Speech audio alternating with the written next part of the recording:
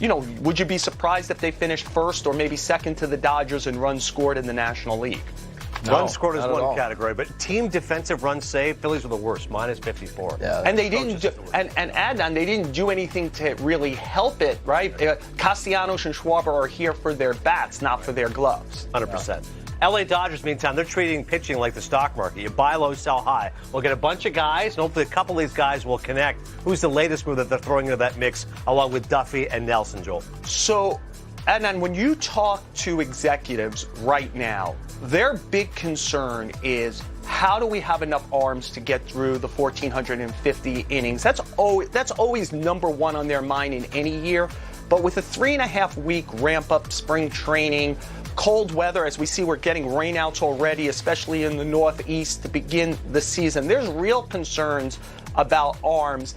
And so one of the things the Dodgers have done is they've stockpiled an interesting group of pedigreed but recently injured pitchers, right? You got now Dellin Betances joining Jimmy Nelson, joining Danny Duffy, joining Tommy Kahnle, who they actually signed last year to rehab through his Tommy John. Kahnle actually pitched last night.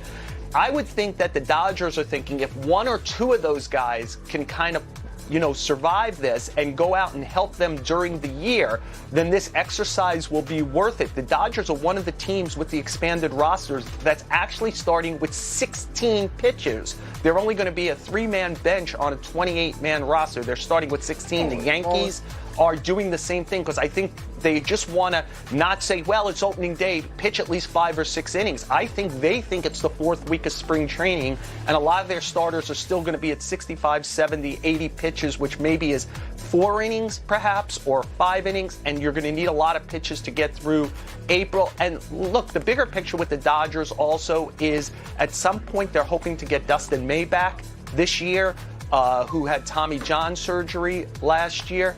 And look, hovering over this season, one of the most important issues for all of baseball is what happens with Trevor Balor.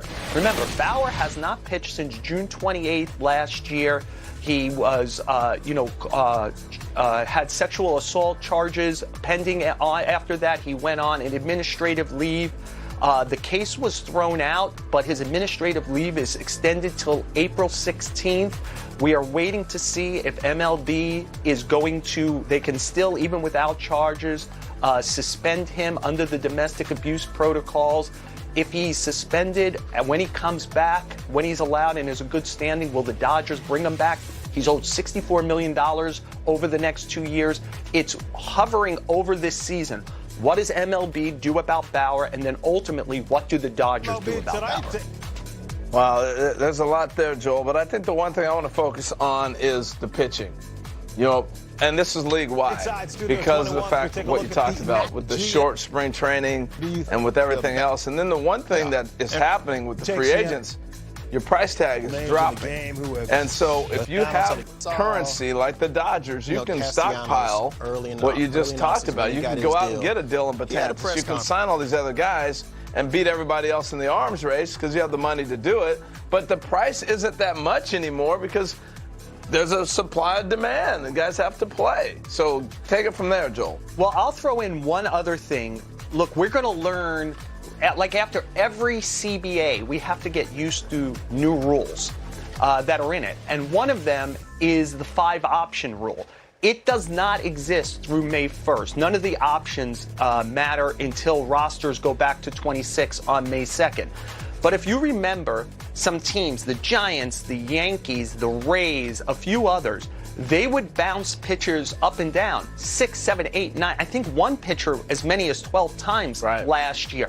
You can't do that anymore. The idea was to kind of create almost, if you had a 26-man roster, create the feel of a 27, 28-man roster.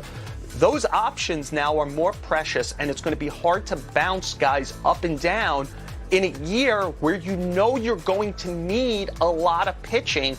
And so I'm wondering about those pressures coming together. Are you going to risk losing a guy on waivers by trying to send him down for a 6th time?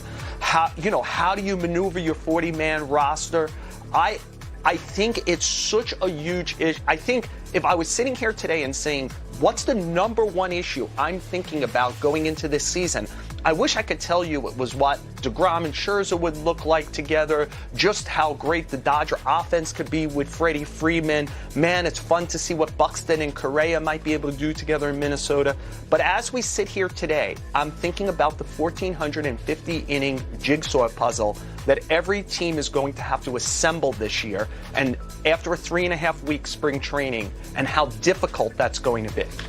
Scintillating stuff from Joel Sherman. Appreciate you, my friend. We'll check back a little bit later on. To continue that point, H, 1,450 innings. Like we've come so far from starters even throwing 200 innings. If you could have like 6 or 7 starters, you're going to have like 8 or 9 bullpen pieces. A 16-man, like it's crazy, but it actually makes sense in this year to try to just get through the season. It's a war of attrition. No, well, we saw it starting to happen. This is why I think the effect of the rules we'll see next year. Yep. And already happening, pitch clock, DH, shift rule, all these things, starters are going to have to pitch longer. You can't go opener, I hope so. 3 innings, stuff like that, over 162 games. You want to cover that ground. Here's the other thing to watch this year, and particularly right now, back to the free agency thing. A lot of guys are going to sign AAA contracts. They're going to play in AAA ball. How many free agents, by the way, are still there? Because a week ago, you and I were talking. It was 120-something. Right. So, 3 weeks ago. I have no idea now. Let's say 50 to 75 even still. Go ahead. Yeah, but guys are trying to get jobs. Yeah. And part of that conversation is they're going to have to go to AAA to get reps. Yeah. And what guys do, and this is what I would do if I was in this situation, I'll go down, but it's only for a period of time. If you don't call me up by like May 1 or something like that, I'm a free agent. And I'm able to go somewhere else because all of a sudden there's an injury on another club. You can't harbor me anymore because you don't have room in your big league roster. Right. Somebody else might want me, and you're not going to trade me. So guys are going to ask for that opt-out. The opt-out doesn't matter when I got $200 million. That's a joke. I'm not leaving anyway. Yeah. But the opt-out really matters when you sign this contract right now. Yeah. You say, hey, I want out by June 1 or May 1 or whatever that date is, because now that allows you to be able to go instantly. I'm in shape. I'm ready to go. I've shown my worth. And there's a club that needs me, and I'm out. Yeah. You're not going to harbor me in AAA. So that's something for people to watch. Between the majors and minors, according to our researcher Matt Orso, 130 free agents still out there right now. Bobby Witt, no roster manipulation needed here. Remember in the past, but Chris Bryant, all the rest of it, it's rare when a guy like Tatis comes up opening day. Bobby Witt Jr., among those guys, like Joel said, out of the gate. Let's see what this kid does. Well, this is why I love Dayton Moore so much. He is still in the mindset of, if I got a high school player, I'm drafting him. And I'm going to develop him into being the great player that he can be. But here's what happens. But let's go look at Bobby Witt Jr. Who is he? Oh, that's this guy's son. Yes. Who? Bobby Witt. Yeah, his dad just threw a hard fastball, nasty slider. But look at Bobby here in the home run derby. He's the kid right here, swinging away. This is how he kind of got on the map with us when they bring the high school players to hit in between the big leaguers. You don't see it on national TV, but if you're in the ballpark, you see that. But the question is, can he hit during the game? Yeah, the kid can do it all. For me, I love this guy from the moment I met him, the way he carries himself, but watching the growth and maturity. This is a grown man now. Look at him. Look at the size. He's got the right number. Look at he's got a little goatee, a little shag with the hair. This is what happens when you grow up. And I think what we're doing, we're so caught into drafting college players. I do the draft. And we draft college guys more and more and more and more because teams aren't developing. The Royals develop their guys, and so they're not afraid to sit there and go, I have some people in the minor leagues. He reminds me of Robin Yount. Wow. High praise. High praise, and I'm going to throw it on him. Because Robin Yount broke in the big leagues at 18, 19 years old.